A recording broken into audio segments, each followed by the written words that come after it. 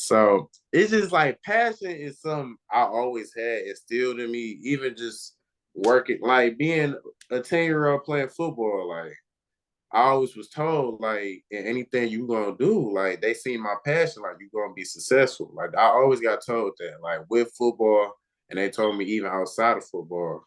So it was like I just feel like if I want to start something or do it, I want to do it the right way, and I want to put my all into it. So Mm. anything you do in life, just make sure you number one. Like that's how I approach my days. Like how can I be number one in the classroom, real estate, trenches, whatever? How can I be number one? So always look to win. Always look to win.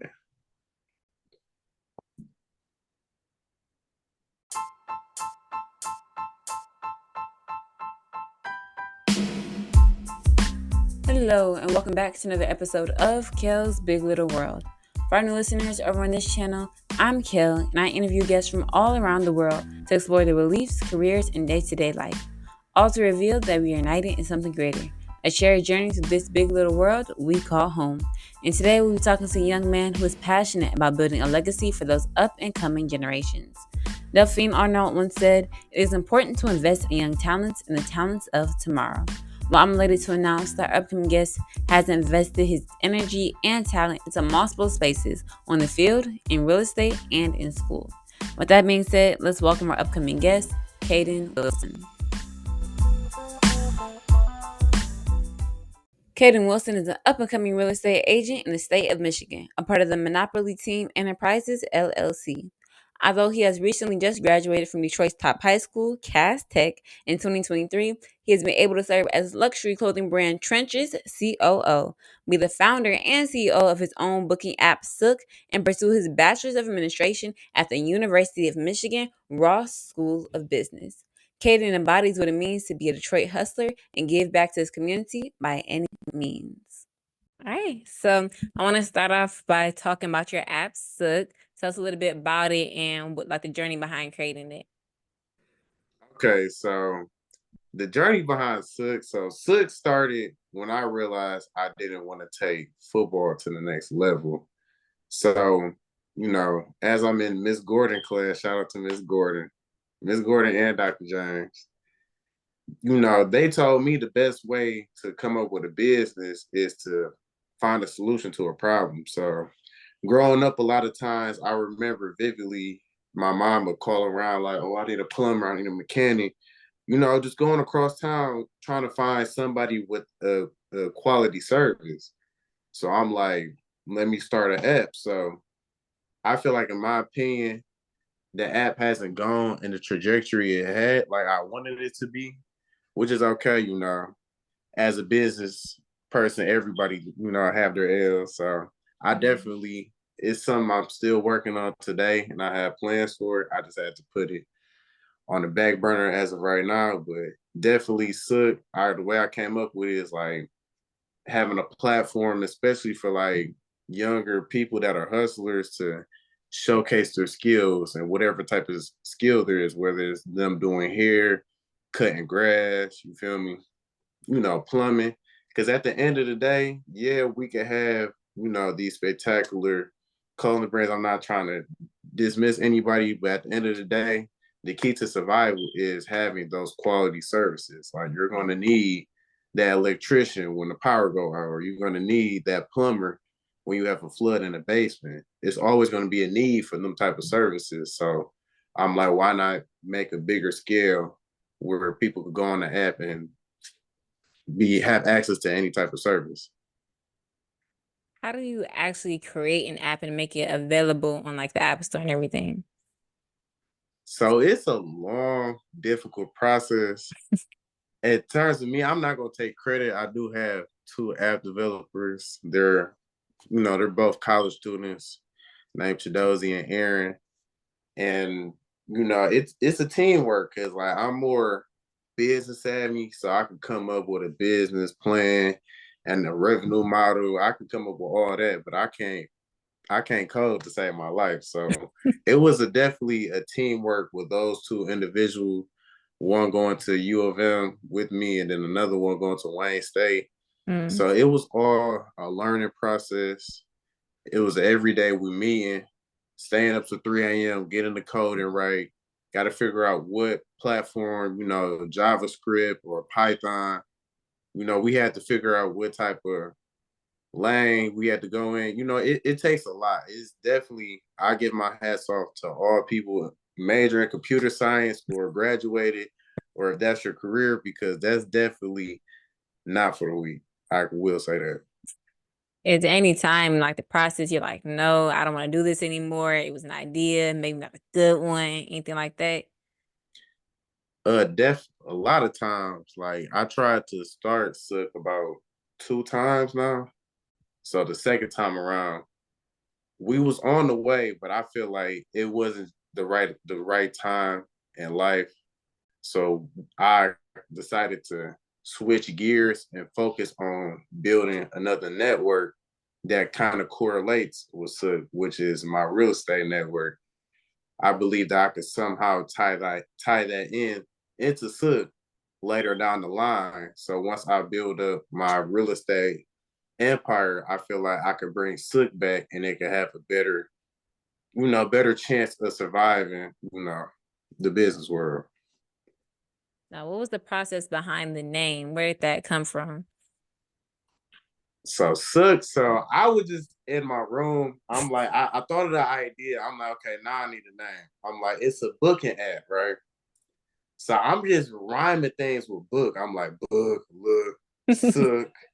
I'm like, Sookk, the smart way to book. Mm. So I'm like, boom, that's it right there. I like Mm. that's something I'm the king of. Like I could come up with a slogan that quick, like that quick. Now, you started this business just within, like you said, like a year or two, in the time you were still in high school? I was in like beginning of my junior year when I very first started. Mm. What were some of the things like that you were a part of junior or senior year? I was a part of a lot. Like once I stopped playing football, because I had a conversation with myself, like, what have you accomplished outside of playing football? So like that's when I hit that switch. Like that's when I started Future Detroit at CAS. It's a program still running today. It's about financial literacy and connecting mental health with it. But I'm like, what have I accomplished? So first, I feel like the first thing was Sookk, that I started that.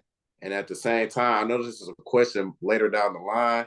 As I was starting Sookk, I was just encouraging Demetrius to really. I feel like he had that potential since we first met, and I always knew he had it, but he ain't know what he wanted to do.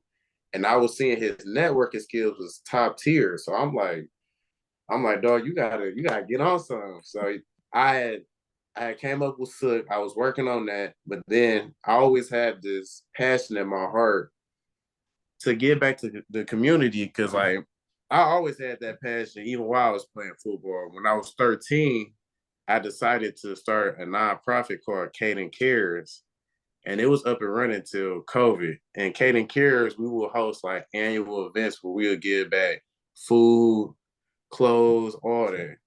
We one time we partnered with I Am a Blessing. Yeah, that's the place. I Am a Blessing. We partnered with I Am a Blessing, and we made a lot of stuff happen. So I always had this good giving heart that I want to give back to the community. So one day, my best friend Samia, she goes to FAMU. Shout out to Samia. She had came to me with this idea. She like, what's a problem in our community that we need to solve? So I'm like, I feel like personally, like in the Detroit area, a lot of people are not financially literate. In Mm. a lot of cases, like you'd be surprised how many adults don't know about credit for real. It's a lot to it that we should be knowing. Like this is the stuff school don't teach us. And another thing was mental health. So the YMCA had this contest.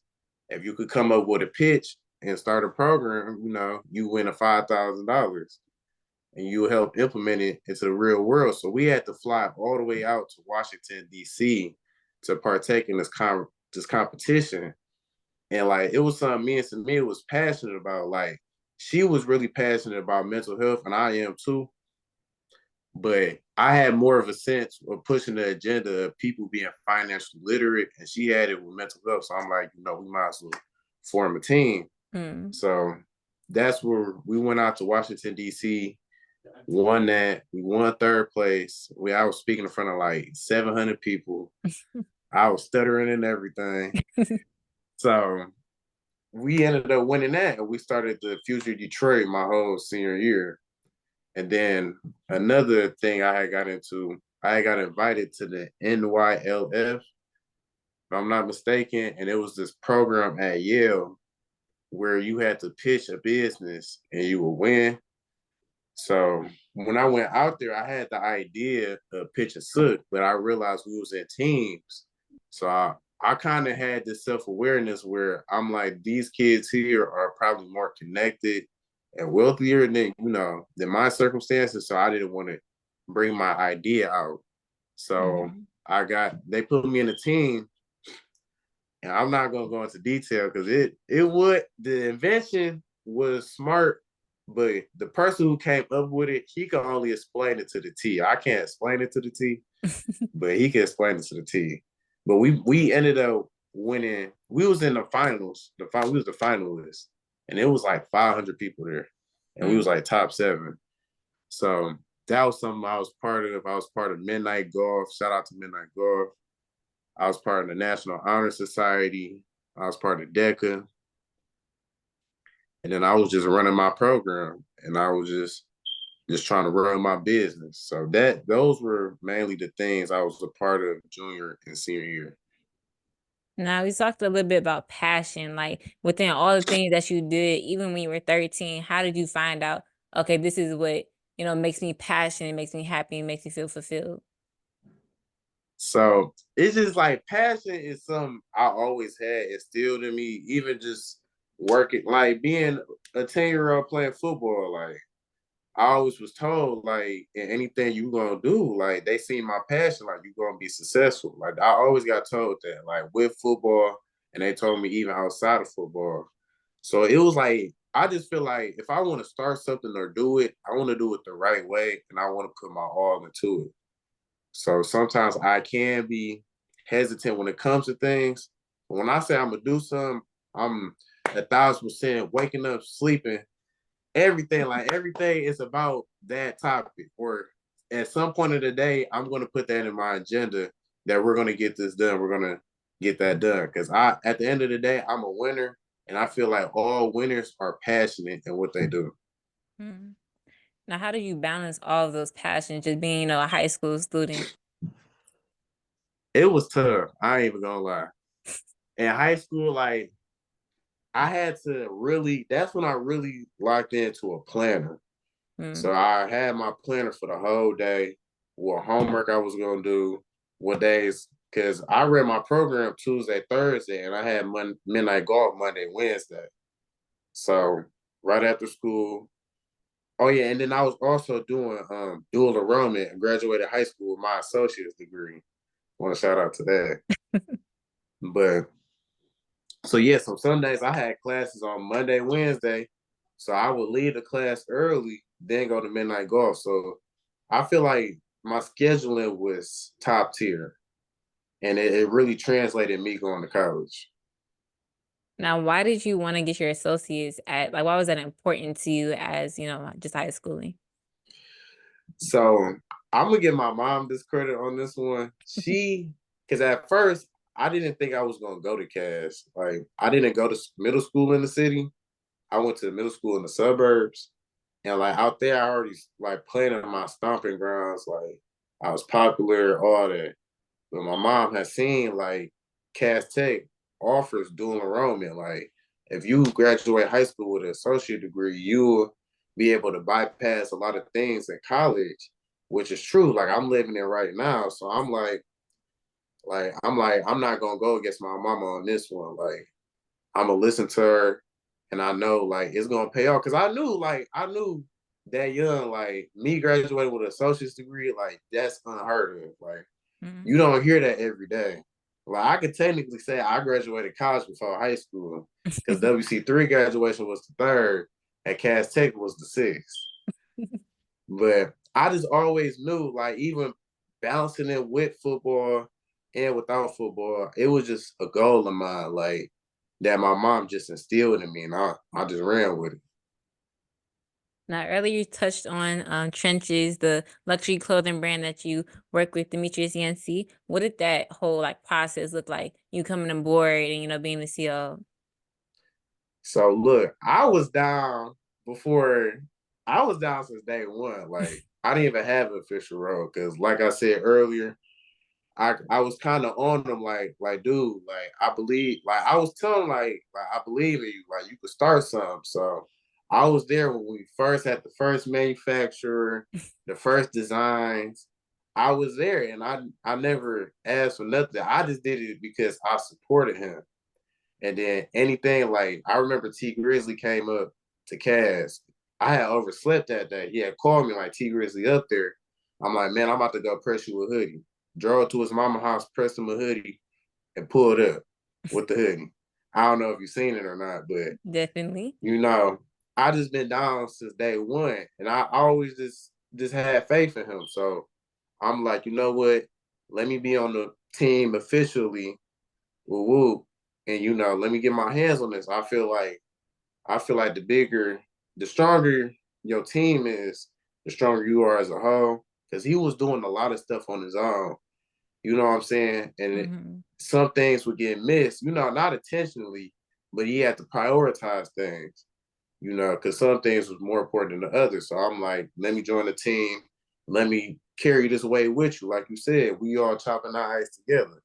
So I feel like he was carrying a big tree load. All I did was help support him, because he built that brand. I'm just here to support him. But I feel like us together, like officially, we'll be unstoppable. And I feel like Trenches have been growing in a way since we graduated with more inventory. We're still in contact with, celebrities, local rappers since Cass. So I feel like our talents together with his networking skills and his face and the way people like him and gravitate him, and like my strategic thinking and planning ahead and emphasizing the agenda every day, I feel like it wouldn't be no way to stop Trenches as a whole. How did y'all go to rival schools? How did y'all relationship change when y'all both went to separate colleges? So it did change at first. We used to talk every day beforehand, but at the end of the day, like we knew we was family no matter what college, outside of churches, that's my brother, like no cap. So I knew for sure like it was gonna be a transition, but at the end of the day it was gonna help us because we were gonna grow our own platforms and our own network and be able to network with different people. If we were both at stake, because originally around December time when they did the on-site admissions, I thought I was going to stay. I didn't think I was going to get into Michigan.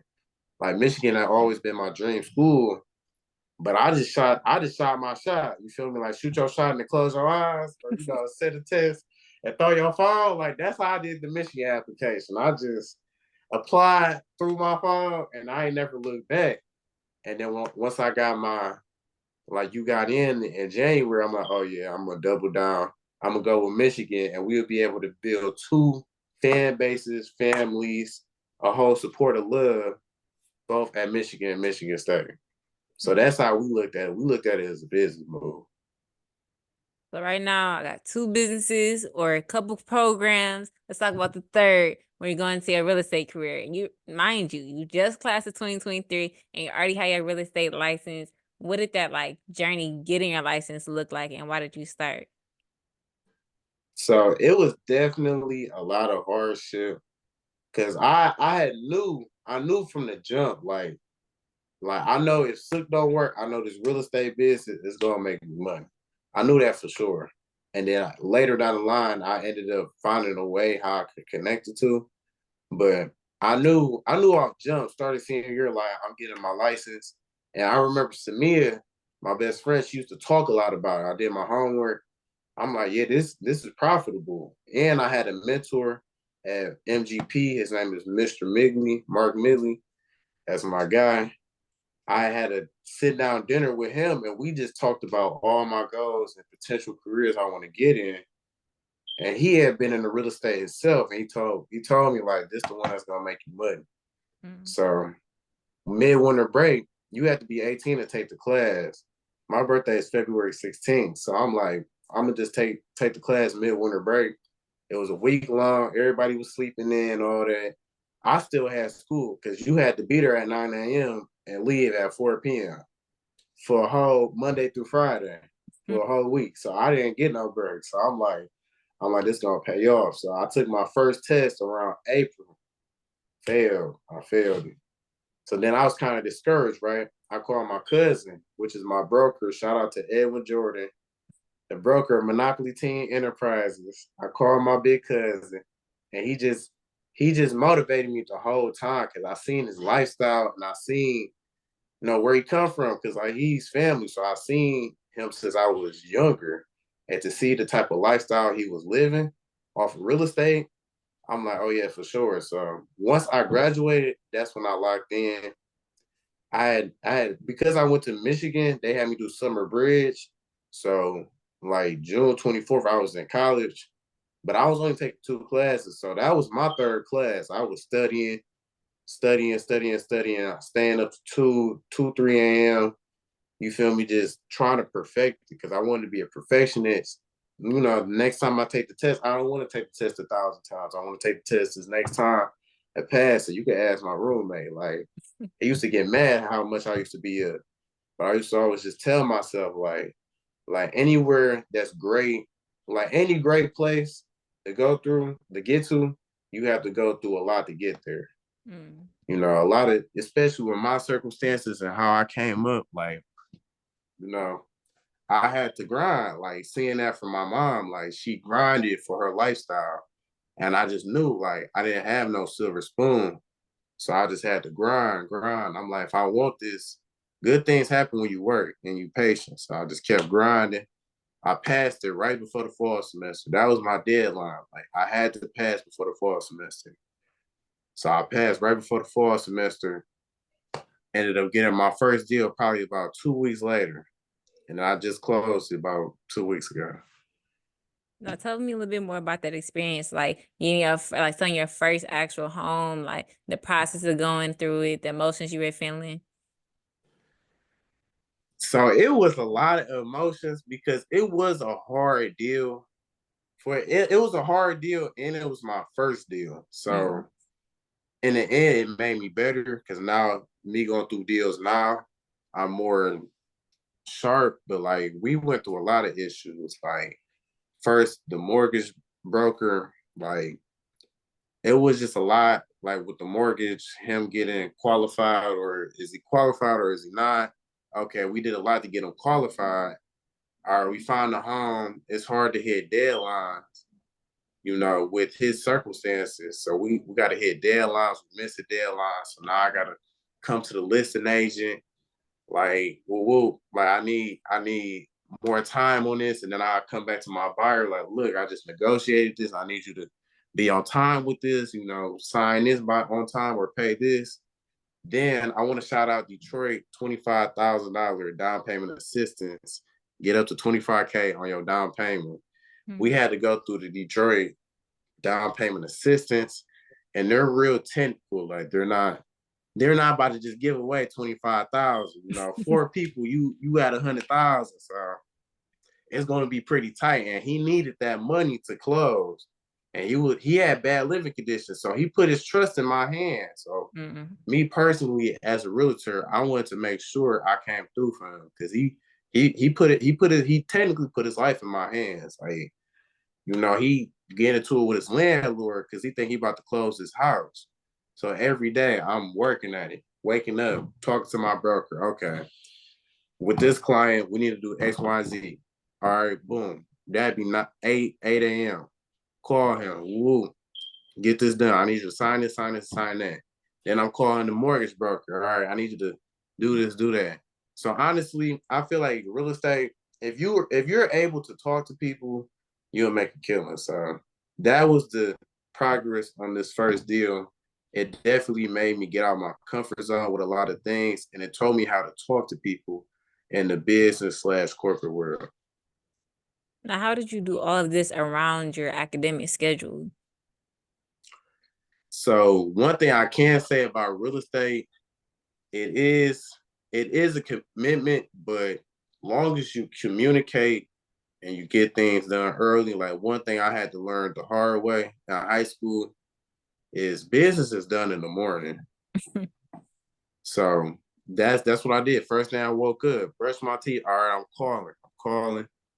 All right, did all this, talk to him, talk to my broker, talk to the mortgage person. All right, now it's time to go to school at 10 o'clock. So shout out to my real estate page, Kaden Wilson Real Estate on TikTok. I post a day in the life of what it's like to be a real estate and a college student. So you guys should go check that out. Now you've done all this before the age of 25. What do you see in the next 5, 10 years? I see a lot. I definitely see me either being a part of Monopoly Team as a big brokerage, growing as a big brokerage, or having my own brokerage, because that is my end goal. I want to be my own broker. And in order to do that, you have to be the best of the best. So I definitely see myself with my own brokerage. I definitely see myself growing trenches to be, at Saks Fifth. You feel me? I want it to be on that level. I definitely want to be starting Sookk again, getting my feet wet with that. And then another goal, by 25, I definitely want to get into politics, because that is one of my goals, is to be a mayor of Detroit. So I want to have my foot in, at least have my feet wet by that time. Any advice you would give to anybody like looking? I know real estate is really popular. Like people want to get into that. Any advice you would give to people looking at that right now? I definitely say, like, you don't even have to be an agent to get into real estate, because especially if you're a business person, at some point in time, you're going to come into some type of real estate, whether, say you got a store, right? If you want to rent a store, that's real estate. If you want to buy the store and have all your products there, that's real estate. At some point in time, you have to run into real estate. So whether you want to be like me, you want to be an agent, my plan is, once I make a whole bunch of commissions, I want to be 19, 20, buying a house, having a tenant in there. Or you don't even have to be an agent. You could save up your money and, double down on a house. Don't buy the sweet car or buy a designer every paycheck. Even if you're not in college. Like, if I wasn't in college, I know it's a later question down the line, but if I wasn't in college, like, I would focus my time on real estate as well. But anything that makes me money, and I'm gonna spend it on something that makes me money. Like, I have somebody who's a year older than me, class of 22, that's one of my clients trying to buy a house, that's trying to make it a rental. There's so many ways you can get in the real estate game. It's unlimited. It's a field where if you put time into it, you will make money. It might not come as fast, but real estate, you will make money. So I definitely say you're going to run into real estate at one point. So why not be educated on the topic? Mm. Now, you just sold your first house. You got 2 businesses. Why are you still in school? The reason you go to school is to obviously get a degree, but it's to network. I know with me going to the Ross School of Business, I'm going to meet top tier people compared to me not going to college. So, number one, I want to expand my network. And number two, in case all fails, I'm a hard working individual, but in order to be at the top, sometimes you do need luck. You need God and you need luck. I can't say I haven't been lucky. You feel me? I put in the work, but some things I got lucky on. So in case everything fall up, I'll be able to have a top tier job in what I do. Like, my business and politics, like, those are the 2 things I love. Like, I'm a major in marketing and I'm a minor in public policy making. So when I graduate, I'll be able to have a sustained job and still be able to get back to buying houses and all that. So I feel like with Michigan, that's a top tier school. It's a top tier school, period. Like, I can't even put it no conditions around it. So of course, I wanted to go to Michigan, and then seeing my mom graduate from Michigan, and like our life changed. Like I seen our life change before our eyes as soon as she got that degree. So it's just always been a dream of mine to go to the University of Michigan. So even if I don't end up using my college degree, it's not a lot of people, especially from the Metro Detroit area, that could say they graduated from the University of Michigan. Now, one of the questions I ask all of my guests is, in a world full of a lot of ideas, a lot of people, when did you realize that the world was smaller than you originally thought? I realized it was smaller once I went down to Washington, D.C. with my best friend. I feel like that was the moment, that and going out to Yale, where I placed as a finalist out there. You feel me? Like, I put football to the side because I was being recruited for football. Don't get it twisted. I was getting recruited all big MAC schools. Anyways, I realized once I went out to Yale and to Washington, D.C., and I was able to compete with people in this business world at a top level, and I'm just now getting into business. You feel me? That's when I knew like I was that one, and I realized like this world, just as long as you put in the work, this world is yours. So that's the moment I realized like, okay, this world is not big as I think it is. It's actually, hey, I'm able to put it in my grasp. Any last shout outs, words of advice you want to give? I just say, man, anything you say you're gonna do, just do it. Like, I don't care if it take 10 years, you feel me? Like I said, Sookk, the Smart Way to Book, gonna be a top app. It's not gonna be a top app right now, but it's gonna be a top app when it's said and done. So anything you do in life, just make sure you number one. Like, that's how I approach my days. Like, how can I be number one in the classroom, real estate, trenches, whatever? How can I be number one? So always look to win. Always look to win.